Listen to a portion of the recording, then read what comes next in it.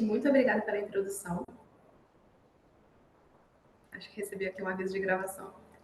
Pessoal, sejam todos muito bem-vindos. Um bom dia a todos. Muito obrigada pela participação, pelo entusiasmo e pelo interesse de vocês nesse assunto. O webinar de hoje do eRegov, então, vai falar sobre tecnologia e sobre tecnologia e sobre digitalização para relações governamentais. Nós estamos aqui com dois convidados super especiais, que é a Lauren Spídola, da Microsoft, ela é Public Policy Lead lá, e o Max Stabile, que é CEO do IBPAD, que é o Instituto Brasileiro de Pesquisa e Análise de Dados. E eles vão conversar um pouquinho para a gente sobre quais são os avanços que a gente já tem percebido em relação ao acesso à informação, em relação à transparência no Brasil. E a gente também vai falar sobre como que a área de relações governamentais tem se aproveitado desses avanços e como que a gente pode se antever e se antecipar às mudanças que as tecnologias emergentes estão trazendo para o nosso contexto de profissionais do conhecimento. Então, eu quero agradecer muito a participação da Lore e do Max. Muito obrigada, sejam muito bem-vindos. Eu vou abrir um espaço para que vocês possam, então, se apresentar, falar um pouquinho do currículo maravilhoso de vocês. Se vocês puderem, então, fazer as honras, acho que a Lore pode começar, depois o Max. Obrigada, Larissa. Bom dia a todos. Um prazer estar aqui. Lara, obrigada mais uma vez pelo convite. É um tema diário, né? Eu falo sobre isso absolutamente todos os dias e o ponto principal é quão transversal é a tecnologia. Então, a gente hoje, falando de policy aqui, a gente não defende o setor de tecnologia porque a tecnologia está em absolutamente todos os setores. Mas só me apresentar um pouquinho, como a Larissa disse, eu sou responsável por políticas públicas aqui no Brasil, da Microsoft, mas eu também atuo com associação. Então, eu lidero o grupo de trabalho de inteligência artificial e o grupo de trabalho de cibersegurança na ABS, que é a Associação Brasileira de Empresas de Software, e também lidero a Comissão de Economia Digital do ICC. É uma forma realmente da gente estar aqui contribuindo como indústria, né, para esse tema que é tão atual. Bom, é isso. Max, passo para você.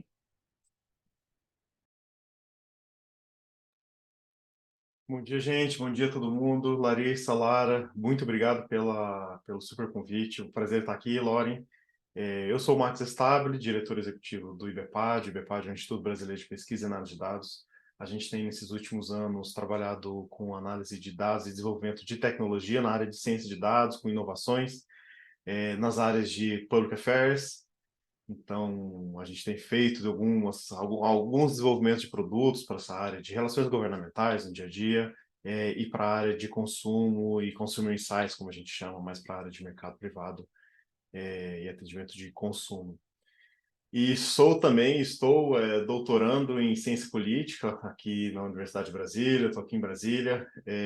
Minha tese, que eu espero um dia terminar até fevereiro do ano que vem, pois o prazo está batendo, é sobre o impacto do Google nas eleições brasileiras. Então, eu tenho estudado sobre um tema super carente de estudo sobre Google e como o Google tem influenciado ou como é que ele contribui dentro da debate da democracia e das eleições. É um prazer imenso, estou à disposição, Larissa. Excelente, Max. Lauren, muito obrigada. Então, nós vamos começar. Eu vou fazer uma breve introdução sobre quais são os tópicos que a gente vai tratar, para que então a gente consiga entrar neles e detalhá-los um pouquinho mais com a expertise dos nossos convidados, ok? Então, pessoal, sobre os avanços que a gente já tem percebido, né, em relação a principalmente questão de transparência e a legislação não só no Brasil, mas no mundo inteiro, a qual o Brasil se inspirou, para a gente conseguir fazer os avanços relacionados a questões de transparência, a questões de acesso à informação e a participação cidadã junto ao poder público. A gente consegue, com certeza, perceber que houveram, né, diversos avanços no decorrer desses últimos anos, e que isso tem sido crucial para que nós, profissionais de relações governamentais, tenhamos mudado um pouco o escopo da forma como a gente trabalha, indo para além daquilo que a gente, né, tradicionalmente costumava realizar, que era, em essência, né, em boa parte, o relacionamento com o poder público, como também fazer um monitoramento mais arrojado, um monitoramento mais constante e mais consistente sobre aquilo que o poder público tem produzido e tem proposto para a sociedade e a forma como a gente consegue fazer essa aproximação com mais assertividade em termos de consumo de dados ou de informações e como que isso impacta o nosso setor como um todo, né? O objetivo, então, vai ser a gente ter essa visão mais holística, né, desde os insumos que a gente coleta para poder gerar esse tipo de inteligência, até a forma como isso vai trazer algum tipo de influência positiva sobre como a gente se relaciona com os nossos stakeholders, sobre como a gente se aproxima daqueles que têm o poder realmente de impactar a nossa sociedade, de impactar a nossa economia, impactar a política nacional. E as primeiras perguntas que eu quero fazer são direcionadas para o Max, que eu sei que tem um vasto conhecimento sobre o uso de informações, né, de dados abertos, a utilização de uma série de ferramentas que auxiliam a gente a poder consumir esse conteúdo e a ter uma espécie de accountability, né, conseguir obter essa espécie de responsabilidade do poder público. As perguntas que eu tenho relacionadas a isso, Marcos, para você, é como que o Brasil tem se desempenhado, né, esse processo de digitalização e de transparência pública. A gente tem conseguido se adequar aos padrões internacionais, a gente está numa boa posição em relação a demais países, né, em desenvolvimento, países já desenvolvidos, em relação às diretrizes não só do essencial de transparência em termos de prestação de contas do poder público, mas também de outras informações que ajudem a gente a monitorar esses stakeholders.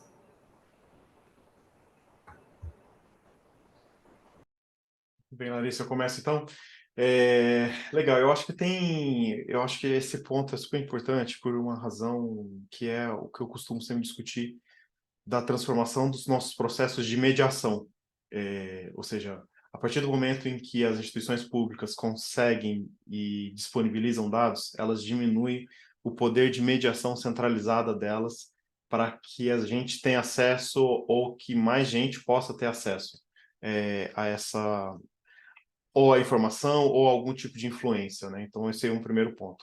Já há muitos anos, a gente tem dados que provam e mostram de forma clara que a disponibilidade de mais acesso, de disponibilidade de mais canais tecnológicos fazem com que a cidadania possa ser exercida de forma um pouco mais plena, ou que cidadãos que antes não tinham condições, ou não tinham estrutura, ou tinham um gargalo operacional, financeiro, técnico, pudesse também participar de forma atuante. Então, quando a gente tem, por exemplo, mecanismos de participação, como na Câmara dos Deputados, ou processos de participação, pesquisas mostraram que sim, a gente conseguiu fazer com que mais gente, com menor acesso, com menor poder ou poder econômico, pudesse também participar. Então, isso é um ganho e é já consolidado esse conhecimento de que sim, isso funciona bem e a gente tem um fortalecimento dos nossos processos democráticos. O Brasil tem se desenvolvido, na minha visão, o Brasil sim tem um bom destaque, já em diferentes rankings. O Brasil aparece sempre muito bem em questão de transparência ou de acesso, apesar de que tem idas e vindas nesse processo, às vezes tem mais, em alguns momentos pode ter menos, algumas coisas que estão abertas podem ter sido fechadas. Obviamente que esse ganho, e aí um histórico desse ganho ele também evoluiu na medida para atender os acessos profissionais, né? Então, se há muitos anos atrás era necessário buscar alguém que tirasse uma cópia na Câmara dos Deputados, tem sempre histórias de gente que fala isso, a gente não viveu esse processo. Obviamente, os processos profissionais que mais oneravam a necessidade dessas demandas, elas foram as primeiras a serem profissionalizadas. Então, foi o acesso aos PLs que foi primeiro para o ar e depois esse tipo de transparência. E aí, isso é o que tem mais ou menos motivado os processos de acesso e de transparência. Ao mesmo tempo que eu acho que nós estamos, em termos como instituições super bem transparentes, eu acho que em termos de cidadania ou de fato acesso à influência ainda é baixo, dado o nosso característica das instituições. Acho que as instituições reguladoras, ou seja, o jornalismo de dados se beneficiou muito bem, tem feito denúncias, tem feito processo para isso, ainda que a LAI foi um instrumento muito importante para isso, mas acho que em termos de RealGov a gente está a anos-luz de utilizar esses dados da maneira como eles poderiam ser utilizados, tem muito mais coisa disponível, e acho que em termos de RealGov ainda é um pouco do tarô, tem muito do tarô, ou seja, da figura do analista sênior qualitativo, que poderia muita coisa ser utilizada com base de dados, né? Então, por exemplo, vou citar um dado que não é utilizado, é pouquíssimo utilizado, na própria dados de transparência, do dados de transparência do Brasil, do CGU, você tem, por exemplo, dados específicos para cada stakeholder sobre viagens, assuntos e o que eles foram fazer em determinadas ações. Então, que está lá muito escondido, mas está disponível, que é uma fonte de dados riquíssima para mapeamentos de stakeholders ou os clássicos perfis que o mercado faz, que não é utilizado. Isso já está lá há muitos anos, né? Então, eu acho que é um pouco do processo, assim, acho que já tem muito dado e ainda é pouco utilizado. Sim, isso faz todo sentido. Eu acho que quando a gente desce principalmente para as esferas subnacionais, então, estados e municípios, essa dificuldade de conseguir informação, apesar da gente já ter um avanço considerável na parte da esfera federal, se mostra ainda mais latente, né? Se mostra ainda mais visível.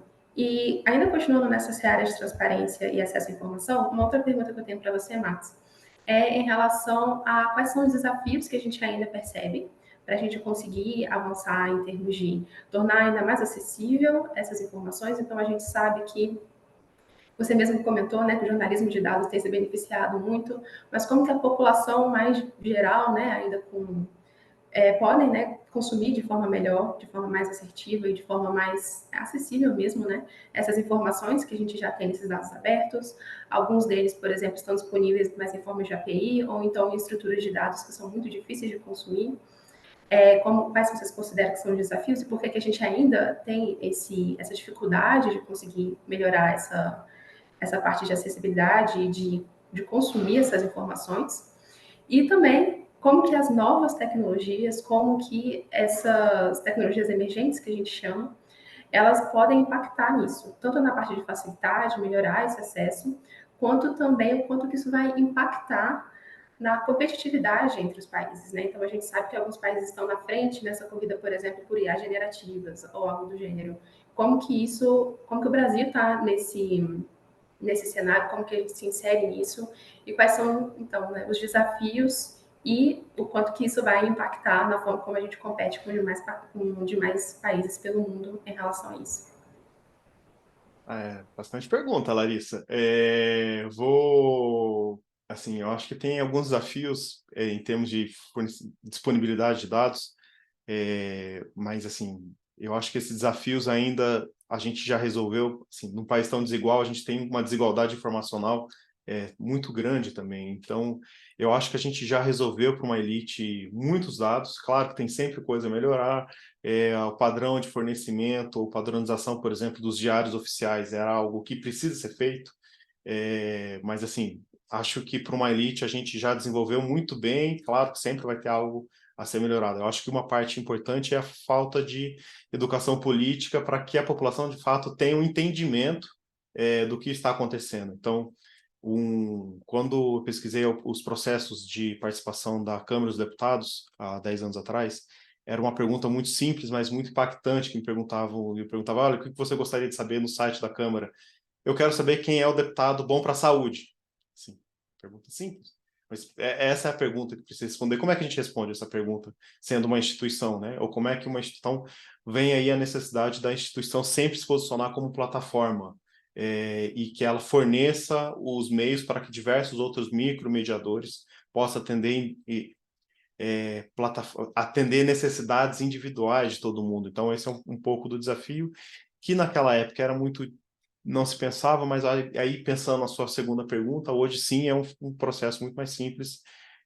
Espero que as plataformas, aí acho que infelizmente nossas instituições não estavam atentas há 3 a 4 anos atrás sobre o desenvolvimento de redes neurais ou inteligência artificial mesmo, como precisa. O Brasil está muitos anos atrás nisso, temos alguns poucos centros, e um centro de destaque, estou aqui em Brasília, não sei quem mais está aqui em Brasília, é aqui em Goiânia, em termos de inteligência artificial e desenvolvimento dessas redes neurais. Então,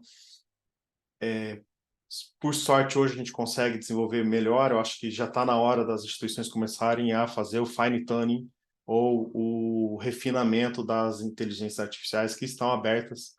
Já tem um ecossistema gigante de inteligência aberta para ser feito isso. que daria para fazer avanços e melhorar bastante o acesso. Então, quando o cidadão perguntar qual é o melhor parlamentar para a saúde, já dá para ter um diálogo, um chatbot ou um processo que converse e dialogue o que é a saúde, quem é você, onde você está, e eu vou te dar uma lista de formas que você consiga avaliar o que é um parlamentar bom para a saúde, pensando na população como um todo. Você fez um monte de perguntas, hein? Eu acho que eu respondi mais ou menos todas. Não, sim, sim, você respondeu muito bem. E para finalizar, antes da gente também começar a fazer várias perguntas para a Lauren, eu quero entender um pouquinho melhor retomar um pouquinho sobre um ponto que você tinha respondido na sua pergunta anterior, sobre como que o profissional de relações governamentais, ele ainda está caminhando, né, ainda está um pouco distante digamos, do estado da arte, de consumir essas informações para conseguir gerar estratégias ou para conseguir gerar inteligência em cima desses dados, né, em cima de conteúdos que a gente já tem disponível e que possam orientar a gente na tomada de decisão. E a dúvida que eu tenho em relação a isso nós somos realmente um setor que sempre foi muito direcionado para melhorias contínuas, né?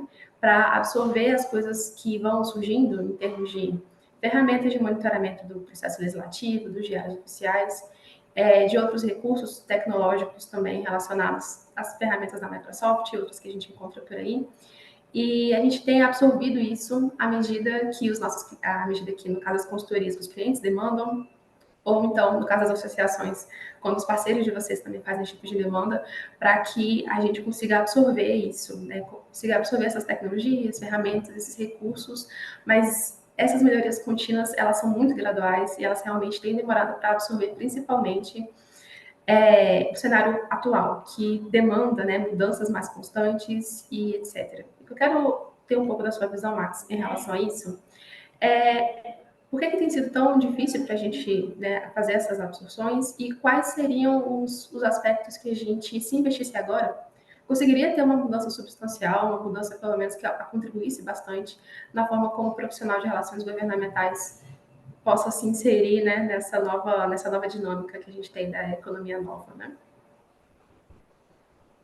Larissa, excelente pergunta. Por que tem sido paulatino em relação às outras? Eu acho que tem sido paulatino também pela desigualdade informacional que a gente tem e despreparo técnico em vários níveis, né? Então, assim, já tem muita ferramenta que poderia ser utilizada que ainda não é utilizada pelos tomadores de decisões para facilitar a tomada, o processo. E eu acho que tem muito uma cultura de que um processo seguro, eficiente, é um processo que tem um monte de gente trabalhando, que tem uma sala de aula com uma sala de aula não, desculpa, uma sala cheia de gente, um subsolo cheio de mesa, com um monte de estagiários, analistas trabalhando. Então tem uma percepção de cultura de que isso é um valor seguro da minha informação, o que não é nem um pouco a verdade, né? Então a gente tem lá o nosso robô que faz o robô de nomeações e exonerações, a gente tem a nossa dança das cadeiras, que é uma newsletter aberta, que a gente já tem várias informações de que em vários lugares que tem gente fazendo isso manualmente, deixou passar ou furou, porque não viu uma nomeação, uma exoneração que o robozinho foi lá e pegou nesse processo. Então, eu acho que é uma mudança de paradigma, mas que vai chegar, acho que a gente tem uma mudança de diversos aspectos das nossas rotinas de trabalho, que em breve isso vai chegar aí uma mudança. Excelente, muito obrigada, Max. E em relação a isso, eu quero também ouvir um pouquinho da Lauren. A pergunta que eu tenho para te fazer não é tão diferente da que eu fiz anteriormente para o Max, né? É em relação poxa, você está ainda mais inserida do que todos nós aqui sobre quais são essas novas transformações que têm impactado a nossa economia, né, e têm impactado o nosso segmento de profissionais do conhecimento de forma geral. E a dúvida que eu tenho para tirar com você que está então aí na ponta da lança dessas novas transformações, como que a gente consegue então absorver esses novos recursos, essas novas ferramentas para otimizar o processo de tomada de decisão, otimizar a forma como a gente se relaciona com os nossos stakeholders, né? Como que isso impacta os profissionais de relações governamentais para que a gente consiga atingir maiores graus de eficiência, de eficácia no nosso trabalho no dia a dia, ou também decisões em momentos, né, que sejam mais demandantes do melhor de nós, que é a capacidade relacional. Vamos lá, obrigada, Larissa. Se você puder só voltar um pouquinho na fala do Max. Max, excelente seus pontos, concordo com todos. Acho que o Brasil, a gente está à frente, né? Quando fala de governo digital, e até o Banco Mundial diz que governo digital é o uso da tecnologia para melhorar a eficiência, a eficácia, né, o relacionamento entre os cidadãos e o governo, a gente está muito bem, né? São mais de 4 mil serviços digitalizados ali no gov.br, mas minha veia de política pública aqui diz a gente tem as oportunidades, mas a gente tem muitos problemas entre sistemas, então muitas vezes a gente tem um sistema num site, outro no outro, os dados vão se perdendo, né? Falta de acesso, conectividade. Gente, na pandemia, eu estava na IBM à época, a Caixa ia liberar o voucher, né, do Covid, só que não era para ter fila, e o tanto de gente que descobriu-se desbancarizado, que não tinham acesso ao banco, que não tinham acesso à internet, aí criou fila nas agências da Caixa. São problemas que assim, que se você pensa no mercado, né, num país desenvolvido e que pensa em tecnologia, que imagina, todo mundo tem acesso à internet, todo mundo tem celular, mas não. Então, assim, a gente tem problemas muito anteriores, né? E eu sempre falo de educação. Então, se os nossos alunos, né, as criancinhas ali na escola não têm acesso à tecnologia, elas já vão entrar no mercado de trabalho defasados. Se o nosso mercado de trabalho hoje, né, não se preocupa com a reciclagem, com o upskilling, com se atualizar com as ferramentas, e aí eu entro nessa pergunta agora, Larissa, a gente também já está muito defasado. Eu constantemente eu digo que o Brasil só vai enxergar isso como um todo quando tecnologia passar a ser uma agenda de Estado. Tecnologia não é uma agenda de Estado. Eu falo diariamente sobre inteligência artificial, né? Nem a generativa, Larissa, inteligência artificial mesmo. Gente, automação, Excel, aqui simples. Não é agenda de Estado. O único ministério que fala sobre isso é o Ministério de Ciência e Tecnologia. Se o Ministério do Desenvolvimento não entender o potencial da tecnologia para o desenvolvimento econômico do Brasil, gente, quem vai mais? Né? Então, a gente faz aqui um trabalhinho de formiguinha para mostrar a importância da gente ter o Estado inteiro olhando para isso, para a gente conseguir avançar. Então, o Max falou, os nossos stakeholders não sabem usar a tecnologia ainda a seu favor. E quando usam, é uma pena porque vira um motivo de chacota. Vocês viram recentemente que teve, acho, uma deputada, que usou o chat GPT para propor um projeto de lei. Né? E isso foi visto de uma forma tão negativa, mas acho que também é o jeito que ela colocou. Gente, é uma ferramenta. A gente tem inúmeras ferramentas a nosso favor. O chat GPT é uma delas. Né? A gente tem tantas outras pagas, tantas outras gratuitas.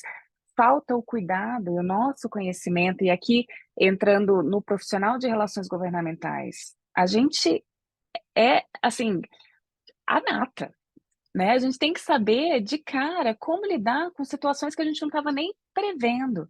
Com a tecnologia é a mesma coisa, a gente tem que estar pronto para entender quais os riscos e potenciais oportunidades daquela ferramenta ali. Pegando o exemplo do chat GPT quando entrou no Brasil. O primeiro disclaimer que ele fazia era: estou em treinamento. Não coloque dados sensíveis. Vou usar suas informações para eu treinar. Dali você já sabe, gente, isso daqui ainda está em teste. Não posso usar para o meu trabalho, né? Eu preciso ser responsável no uso dessa ferramenta. E aí depois foi evoluindo e hoje a gente tem essa mesma ferramenta de forma paga, que usa dados atuais, porque tem isso também, né? Eu usar um chat GPT gratuito, por exemplo, que usa dados de até 2021, ele vai trazer um monte de informação que não é atual. A gente precisa ter esse discernimento. O profissional de relações governamentais precisa estar atualizado, né?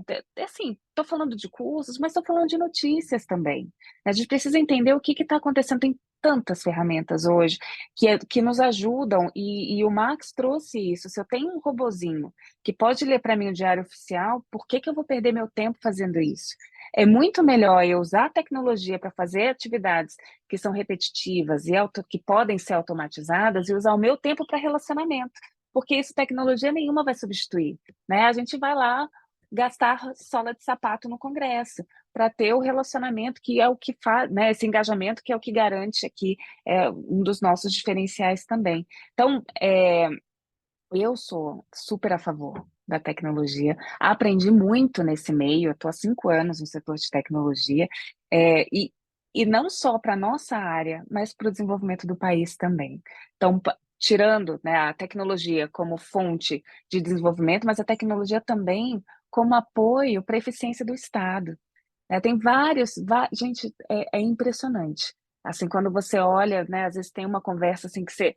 Eu não sou técnica, tá? Eu sou da área de relações governamentais também.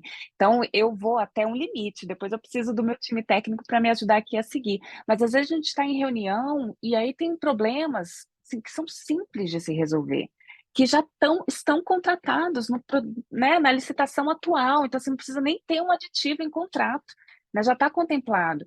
Mas, voltando, sem educação, sem saber fazer a pergunta certa, a gente vai gastar mais, vai estar lá com o produto, mas a gente não vai ter nunca a resposta. Então, é o mesmo que eu falo, usando o ChatGPT aqui, porque é gratuito, todo mundo teve acesso. Não adianta nada eu ter uma ferramenta com potencial do ChatGPT se eu não souber fazer a pergunta certa. Não vai servir para nada, né? Eu só vou passar papel de boba. Então, a gente precisa estudar, estar sempre reciclada, atualizada, para saber fazer as perguntas certas. Achei excelente essas considerações, porque aqui na BMJ, no caso eu sou consultora de dados e inovação aqui, é uma consultoria que já existe aqui no mercado há alguns anos, e a gente está agora com o processo de um programa de literacia de dados, que é de capacitar todo o nosso time, justamente nesse sentido que você estava comentando, Warren, da gente conseguir absorver melhor quais são todos os potenciais que as ferramentas atuais, inclusive as que a gente já tem consolidadas no mercado, mas que ainda são muito mal aproveitadas, como que a gente absorve isso dentro do nosso fluxo de trabalho para conseguir agregar mais valor. E uma pergunta que eu quero, então, que você possa estar respondendo nessa seara da educação, que eu achei muito pertinente, é como que a gente pode se orientar nesse sentido, porque com esse boom que a gente está tendo, né, das novas tecnologias e até mesmo das coisas mal absorvidas, né, de tecnologias que já estavam consolidadas, ainda assim a gente percebe que existe uma defasagem, né, da forma como profissionais não só de relações governamentais, mas inúmeros tendem a se relacionar com essas ferramentas. Quem aqui nunca passou raiva aqui com o Excel, tentou fazer as coisas um pouco na mão porque não sabia muito bem como utilizar a fórmula ou a tabela dinâmica e tal. E como que a gente pode orientar, então, os profissionais que estão aqui presentes, né, aqueles que também irão assistir a nossa conversa posteriormente, como que a gente pode instruí-los sobre onde buscar essas informações e esses conteúdos? Porque existe tanta coisa, existe tanto curso em diversos lugares e o YouTube também contribui tanto em termos de diversidade de conteúdo, mas, poxa, a gente está numa era de desinformação, nós estamos numa era de excesso de conteúdo, então existe uma série de problemas relacionados ao quanto que a gente consegue absorver isso. Como que você orienta que os profissionais consigam, então, se manter atualizados diante desse cenário? Eu vou fazer o meu jabá. Olha, a- um dos valores da Microsoft, né, e da maioria das empresas de tecnologia, não adianta nada desenvolver uma tecnologia se o cidadão não souber como usá-la. Então, a gente disponibiliza inúmeros cursos. É só ir no site da Microsoft, os cursos são online e são gratuitos, né? E tem a trilha pensada para mim, assim, por exemplo, né? Eu vou ali até o nível 3, né, que eu consigo, e para quem realmente quer aprender a desenvolver, né, e ir mais a fundo. Então, você consegue ter pelo menos a noção. Power BI já existe há muito tempo, né? Você quer aprender sobre Power BI? Vai na fonte, né? Vê quem desenvolveu. Vai lá no site da Microsoft, você consegue ter pelo menos as noções básicas. E aí, pelo menos, com as noções básicas, você consegue já se encaminhar para um lado ou para o outro. E o mesmo vale para qualquer outra ferramenta. Gente, é o óbvio que não é óbvio, né? Mas certifiquem-se na fonte. Quem é que está oferecendo aquele curso, né? É gabaritado ou não? E assim, para começar, entra no site das empresas e assim, agora fazendo outro jabá. A ABS juntou os cursos gratuitos online oferecidos por todas as empresas associadas num portal só, é o portal RH Tech. Ali tem todos os cursos sobre todos os temas de tecnologia, até coisa básica, gente, como a nuvem. Tem gente que acha que a nuvem, não, eu pago ali, né, ou o iCloud, eu pago qualquer coisa e está tudo bem. Não, a nuvem é uma ferramenta maravilhosa, né? A inteligência artificial roda na nuvem. Então, a gente precisa entender muito mais todo o potencial que ela tem ali, até para a gente organizar. Inúmeras vezes, amigos próximos aqui eu vejo sambando porque salvaram o documento e depois perderam. Eu falei: "Gente, vocês não usam a nuvem?", né, assim, tá tudo conectado. Então, coisas básicas, a gente consegue ter a noção nesses cursos que são disponibilizados, não precisa gastar. A minha sugestão é, se vocês têm interesse, né, nas tecnologias, emergentes, eu gosto do termo porque de fato elas estão aí, blockchain, nuvem, IA, eh, entrem no site das empresas e vão atrás, e aí vocês vão vendo o que chama mais atenção, qual sistema que conversa melhor com vocês, né, a gente tem quem é do PC, tem quem é do Mac, enfim, mas tem para todos os gostos, o importante é ter conteúdo, né. E aí depois, com uma base consolidada, vocês conseguem pensar: "Poxa, eu quero investir mais no Power BI". Aí você vai para um curso pago do Power BI, tudo bem, mas o básico já está disponível. Gente, o PowerPoint. Hoje o PowerPoint mudou absurdamente, assim, não é mais como era da minha época, né, assim, aquele negócio feio, chato. Modernizou, a gente modernizou a gente consegue fazer maravilhas com PowerPoint. Então, a minha sugestão é vão atrás desses cursos gratuitos que realmente são oferecidos, para entender o que faz sentido para a realidade de vocês, porque também não adianta nada, né, você ter os dados e não saber ler. Então calma, eu acho que ir por partes, organizar uma estratégia é o que mais faz sentido. O que a gente mais tem hoje é oferta de dados, né, o Max sabe disso, só que são dados cada um falando uma coisa, e eu não consigo juntar e fazer nada com isso. Então, eu sempre volto, né, o problema é muito mais anterior, a gente precisa de uma linguagem, igual para todos, para que a gente consiga olhar esses dados, né, para que eles sejam disponibilizados de forma que faça sentido, mas a gente, ser humanozinho aqui atrás, precisa saber o que ele quer fazer com os dados, senão não vai adiantar nada. Muito bom. Agora eu vou até mudar um pouco o escopo do que a gente tinha já combinado, mas eu tenho algumas perguntas agora mais sobre as dificuldades que a gente tem percebido no setor de forma geral, que são relacionados a, diante, né, do cenário de grandes transformações, como a gente já está comentando aqui. Uma dúvida que eu tenho é sobre como que isso afeta o status quo, né? Se existe algum risco, a forma como a profissional de relações governamentais trabalha atualmente.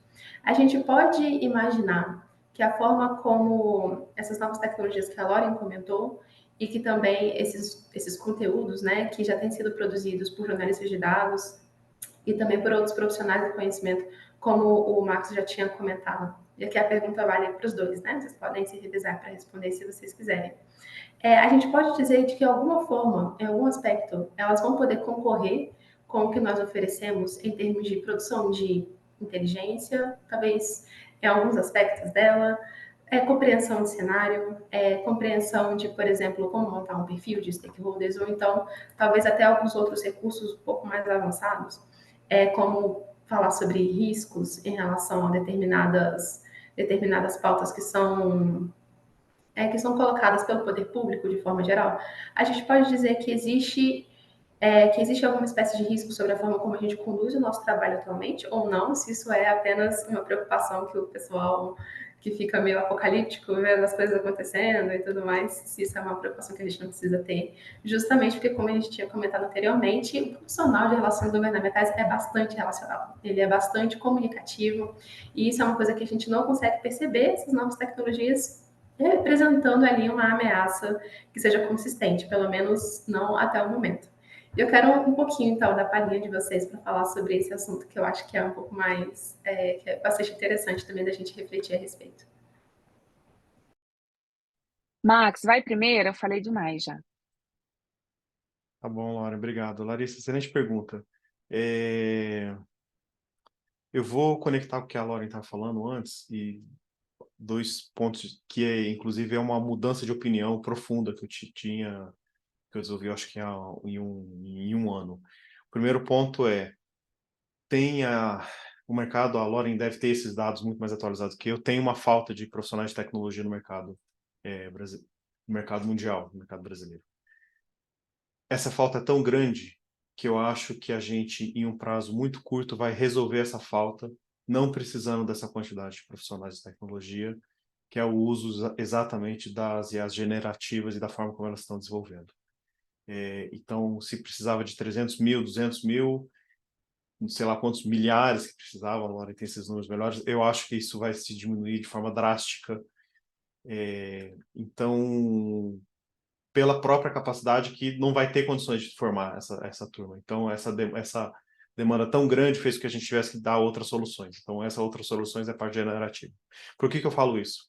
Eu falo isso porque o uso de dados ou o desenvolvimento de inteligência tinha uma barreira muito grande, que era a barreira técnica, que era de você poder precisar saber programar, usar um software, usar um processo, ou usar uma tecnicidade que muitas vezes a gente não foi formada para isso. E aí era só a turma que sabia fazer algum tipo de programação, usar lá o Excel direito, sabia que tinha condições de fazer isso. Acabou isso, ou vai acabar nos próximos 2 ou 3 anos. Então, toda a parte técnica, ou toda a parte operacional técnica, meio, isso em 2, 3 anos vai sumir. Essa é a minha visão.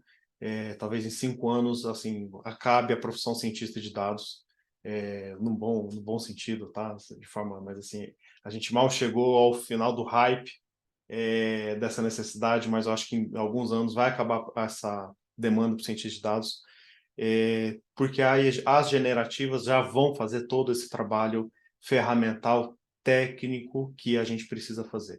Preciso acessar uma API, eu quero que você pegue esses dados, transforme desse jeito, crie um indicador de governabilidade, reparta isso por partidos, eu quero que faça uma análise para o setor de saúde em relação à tecnologia e etc., de todos os PLs que aconteceu desde sempre. Pronto, se vocês quiserem usar no chat GPT o que eles chamavam de... agora eles mudaram para Advanced Data Analysis, né? Tem lá uma área junto com os plugins que já faz isso para você. Claro que ele não acessa, etc., mas daqui a pouquinho, em questão de um ano, esse comando que eu estou falando textualmente aqui para vocês, isso vai substituir toda essa parte técnica. Então, Larissa, eu acho que, assim, minha visão a gente vai voltar, nunca antes na história foi tão importante quanto voltar a entender teoria política nesse processo, ou voltar a entender a parte científica dos assuntos, das teorias. Por quê? Porque agora, essa parte técnica, que antes era só programação, a gente vai fazer pedindo. Eu quero que faça isso, isso, isso, igual a gente faz com a Alexa para acender luz. Mas a gente tem que saber onde está a luz do quarto enfim, pedir para acender a hora que eu quero entrar no quarto. Mas traduzindo um pouco do que a Lauren falou um pouco sobre o que demanda. Então, essa é a minha visão dessa parte técnica. Sobre o conflito com o nosso processo de trabalho, eu aposto contigo uma cerveja ou outra coisa, um chocolate, que todo o trabalho de estágio analista de todas as áreas de HealthGov já podem ser substituídas por uma inteligência artificial no prazo de 6 meses, tranquilamente. Todo o trabalho de levantamento de dados, de construção de perfil, de fazer isso, já pode ser substituído totalmente. E aí você tem a cadeia do mesmo coordenador, pensando numa escala hierárquica, que coordena e que faz uma revisão do que o analista fez, vai fazer do que a IA fez. Então, eu mostrei no nosso curso Dados para HealthGov há um mês como que a gente, com um script, com um prompt de poucas linhas, você constrói um perfil parlamentar no chat GPT pago. O pago tem muita diferença do não pago. Como você constrói um perfil fazendo buscas na internet, pedindo para ele identificar homônimos, usando uma inteligência, usando a nossa base de dados do Dança das Cadeiras para construir um histórico. Com 5 linhas, ele faz isso em 30 segundos. Então, eu acho que é mais ou menos essa por onde eu acho que vai acontecer, tá? Já vou até pegar o gancho aqui, Larissa. Concordo plenamente com o Max. Eu acho que, de novo, a tecnologia é uma ferramenta, a gente tem que usar. E até o próprio ChatGPT tweetou isso, né? Assim, não é que eu não vou substituir ninguém, eu vou substituir quem não usa IA. É isso. O diferencial é igual saber pacote Office, né? O Max comentou, antes você tinha que saber como fazer Excel, gente. Hoje ninguém nem pergunta mais se você conhece pacote Office. Hoje ninguém nem mais pergunta se você fala inglês. Tem que. Vai ser o mesmo. Você tem que saber usar a ferramenta a seu favor. eu não uso o ChatGPT, eu uso o Bing, e aí outro jabá para vocês, o Bing Chat é gratuito e ele usa dados atuais, então ele consegue fazer buscas hoje na internet, né? E é muito interessante como a gente vai aprendendo a usar a ferramenta. Então, assim, eu uso para quase tudo. Às vezes eu estou com pressa, né, para escrever um e-mail, fazer várias coisas ao mesmo tempo, até um artigo. Eu uso como revisor, eu uso como é o meu pesquisador oficial, porque ele me dá as fontes, né? Eu sou a louca maníaca das fontes. Então, o chat Bing me dá as fontes, então eu consigo depois checar e ter certeza do que ele está falando. E é isso, gente. Assim como a gente teve a revolução da máquina a vapor, agora a gente está tendo a revolução tecnológica. E a gente precisa aceitar isso e não lutar contra isso. Não é que vamos ser substituídos por robô. Não, a gente é humano, a gente é do toque, né? A gente é do sorriso, a gente precisa ainda de soluções criativas e inovadoras que só a gente vai ter. Então, vamos usar as ferramentas para aquilo que pode ser automatizado, né? Para aquilo que é maçante, para coisas que a gente pode confiar que a máquina faça. E aí a gente sobra tempo para ter outras coisas humanas, né? Como relacionamento, que é o máximo, que é o core da nossa profissão. Então, eu não tenho, e isso é pitch todo o setor, né? A tecnologia é uma ferramenta e a gente precisa se adaptar a ela. Há inúmeros outras ferramentas, né, para capacitar os profissionais para estarem aptos a usá-las. Então é isso, voltando de novo à educação, não adianta só ficar parado aqui. Se você só ficar parado, vai ser engolido, porque daqui a pouco vem um jovem que já entende, que já programa, que já não faz isso aqui, cara, e ele passa o trator em cima da gente. Então a gente precisa sim estar atualizado, ficar atento, aprender a fazer as perguntas certas e otimizar o nosso tempo. Para isso que existe a tecnologia. Excelente, Laura. Inclusive, eu quero até complementar uma fala que você fez, né, sobre que o ChatGPT ele não vai substituir os seres humanos, mas sim quem não o utiliza. Tem uma frase que tem circulado bastante, infelizmente eu esqueci o nome do autor dela, que fala que nenhuma pessoa vai ser melhor do que uma máquina, porém nada vai ser mais imbatível do que o ser humano com uma máquina, né? Justamente porque a gente vai conseguir integrar essas duas áreas que vocês dois comentaram. A parte técnica, então, vai ser cada vez mais sendo, enfim, né, desenvolvida por essas outras ferramentas, enquanto a gente vai chegar a parte de fazer uma compreensão mais subjetiva, mais qualitativa daquele conteúdo e fazer, então, essa parte de tomada de decisão com base em inputs que a gente tiver que são mais subjetivos, etc., que com certeza vai enriquecer muito mais a forma como o ser humano trabalha hoje em dia, né? Então, nossa, quero agradecer muito a vocês pelas considerações. Isso tem sido um ponto que tem gerado muito debate, principalmente aqui, pelo menos onde eu tenho, na minha bolha aqui da BMJ, a gente tem conversado bastante sobre isso, por isso que a gente tem agora essa área voltada para dados e para inovação, tem um programa de literacia de dados, a gente tem uma série de outras iniciativas que têm justamente esse objetivo, de conseguir proporcionar essa absorção dos nossos profissionais, para que a gente não perca a vantagem competitiva no decorrer do tempo, porque é essa a tendência que a gente está percebendo, né? De que as necessidades de atualização são cada vez mais elas são cada vez mais, enfim, aparentes, elas são cada vez mais exigentes da gente, para que consigamos realmente proporcionar uma forma de atuação, uma forma de orientar os nossos tomadores de decisão, certo? Que seja mais assertivo com a realidade, porque às vezes a nossa capacidade subjetiva de tomar decisões muito suscetível a uma série de que a gente chama de vieses cognitivos, né? Então, aquele viés de confirmação, a forma como a gente interpreta conteúdos e informações que pode ser equivocado, que pode acabar apresentando uma forma não tão instalada na realidade e que pode gerar equívocos, né? E a gente tem, então, como profissionais de relações governamentais que temos esse papel de instruir aqueles que estão ao nosso redor, aqueles que a gente se relaciona, a gente tem, então, esse papel de conseguir absorver novas formas de trazer informações, de construir essas estratégias que sejam realmente o mais alinhadas possível com a realidade, com os setores que nós representamos e com os segmentos que a gente impacta, em que a gente atua, etc. Então, as colocações de vocês foram extremamente pertinentes e incríveis em todo esse sentido.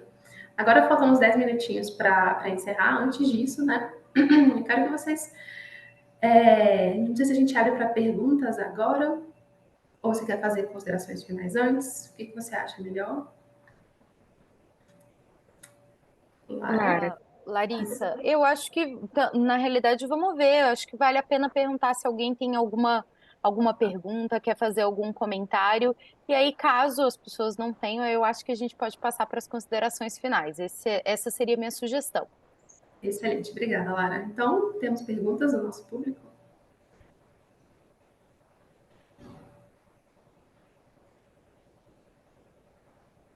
Bom dia. Bom dia a todos. Meu nome é João Sanches, eu hoje trabalho no Abbott. Prazer em vê-los aqui, prazer em vê-la, Lauren. Do ponto de vista prático, né? A gente falou muito dessa questão de data gathering, né? Mas, assim, como usar isso de uma maneira um pouco mais, ou as ferramentas, ou os dados gerados pelas ferramentas, na opinião de vocês, usando a própria tecnologia de uma maneira mais estratégica para tomada de decisão? Porque a gente falou aqui, por exemplo, eu acho que o Max falou de entrar na CGU, que permite a gente ter informação do que está sendo feito, de que cada pessoa do setor público está conversando, fazendo, etc. O que ainda continua naquele nível, né, de dado. Agora, tem alguma coisa que a tecnologia já ajuda, e concordo contigo, Lauren, que espero que por enquanto nada substitua o ser humano e o contato pessoal, mas tem alguma coisa específica na tecnologia, na opinião de vocês, que já ajuda a gente a ser um pouco mais estratégico, a fazer essa limpeza de dados? Porque dado tem para tudo quanto é gosto, né? Obrigado, muito obrigado pela oportunidade aqui, estou adorando.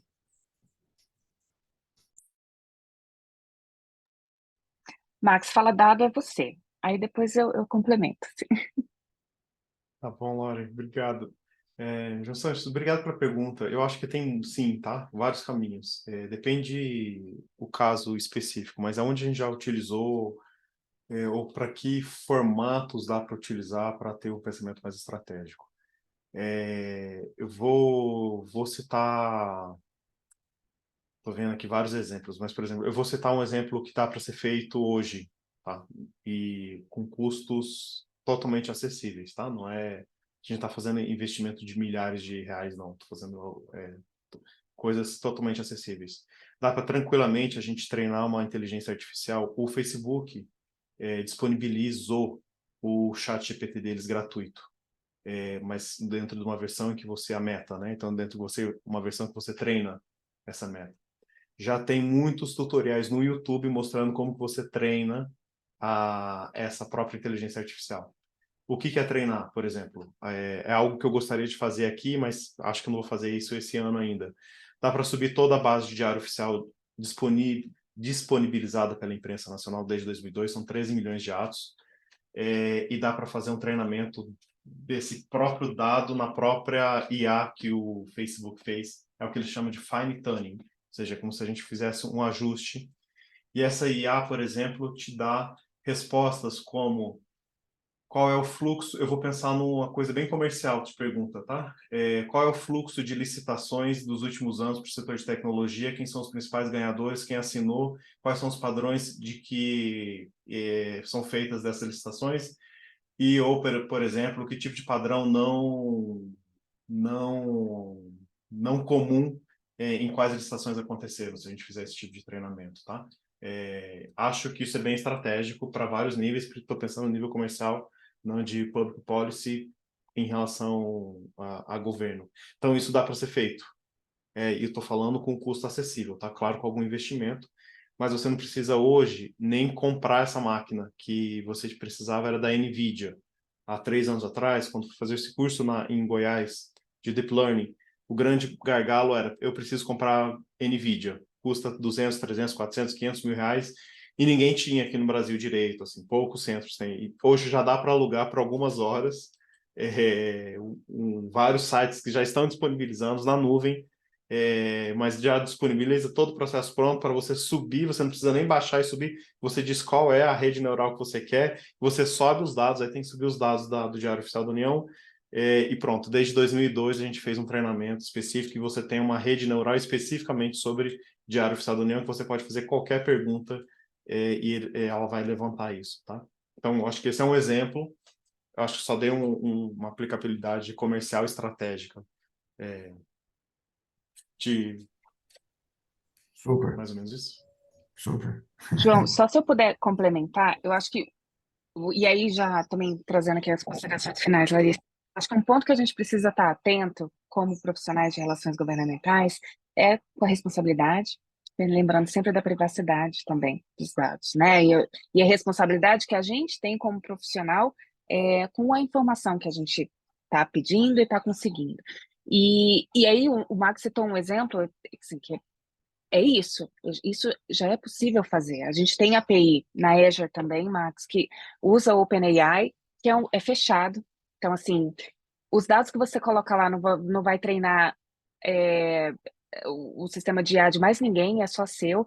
Você coloca o documento que você quiser, você alimenta com as informações que você tem certeza que são oficiais e que são verídicas e tudo, e dali você consegue fazer extrair a informação que você quiser. Por exemplo, pega esses relatórios gigantescos da ONU, né, de 1.000 páginas, que eles lançam de um dia para o outro e você tem que ler em uma semana, porque na semana seguinte já tem um evento. Você coloca nessa API e vai fazendo perguntas. Compara um país com outro. Qual dado que é relevante? Então, você vai extraindo e ele consegue puxar de uma fonte confiável, num ambiente seguro. Então, o meu recado hoje, né, de tecnologia, a gente precisa falar de segurança. A gente tem que entender qual é a porta vermelha de incêndio quando a gente está falando de tecnologia. Privacidade é básico, é um direito fundamental, mas é nossa responsabilidade garantir que toda e qualquer informação que a gente passe para frente seja de fonte confiável e que aquela informação esteja segura. Então, é o recado que eu queria dar para vocês. Gente, a tecnologia é uma ferramenta, ela está aqui para nos apoiar, para ajudar, para a gente finalmente parar de ficar lendo o Diário Oficial da União, né, Marcos?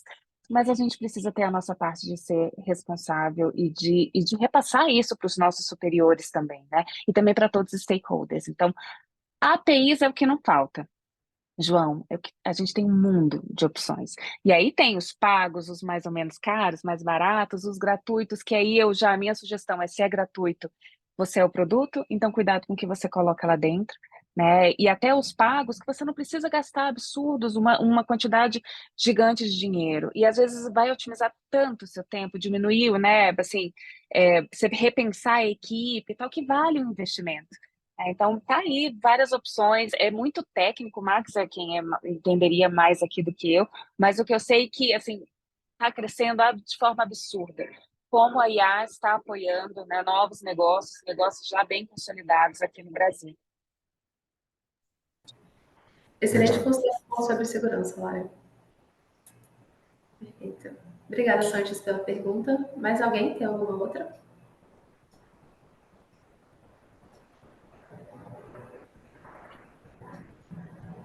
Acho que não. Certo? Então, acho que podemos ir para as considerações finais. Então, se Max, Lauren, por favor, puderem fazer aí suas últimas considerações, dando uma incentivada também para que a gente possa continuar esse processo de atualização, de autoeducação, para que a gente possa se inserir bem e continuar mantendo a nossa vantagem competitiva nesse mercado em constante mudança. Larissa, Lore, posso só Sim, eu ia falar para vocês. aproveitar seu gancho? Só para aproveitar seu gancho, faço as palavras da Lore a minha. Tem diversos desafios, com certeza. E assim, se tiver preguiça de abrir os sites da Big Tech no YouTube, vocês já vão ser direcionados para ela. Vai ter um YouTuber já falando o que precisa fazer com exemplos, e aí depois ele vai depois recomendar os processos. Tá muito fácil para se atualizar.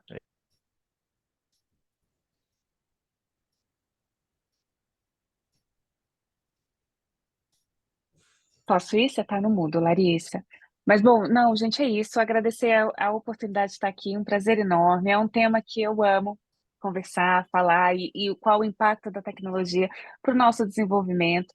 Preciso de embaixadores, e todos nós somos embaixadores da tecnologia, porque todos nós usamos diariamente, e a gente precisa, sim, usar o melhor e o potencial para sermos melhores profissionais também. Lara, obrigada mais uma vez pelo convite. Max, um prazer enorme dividir essa mesa aqui com você. Larissa, prazer também. Obrigada pela condução. Gente, um prazer estar com vocês. Obrigada. Obrigado, Excelente, o gente. prazer é todo nosso. Muito obrigada, pessoal, e mais uma Obrigada, vez, pessoal. pelo pessoal do IRELGOV pela oportunidade também. Imagina, nós que agradecemos. O material todo, a gravação vai ficar disponibilizado no nosso site do YouTube. Vocês vão receber o link muito em breve, tá bom? Obrigada pela participação. Muito bom, um ótimo debate. Bom dia, gente. Bom Bom dia. dia. Bom dia, obrigado, gente. Tchau, tchau. Bom dia, obrigado, gente. Tchau, tchau.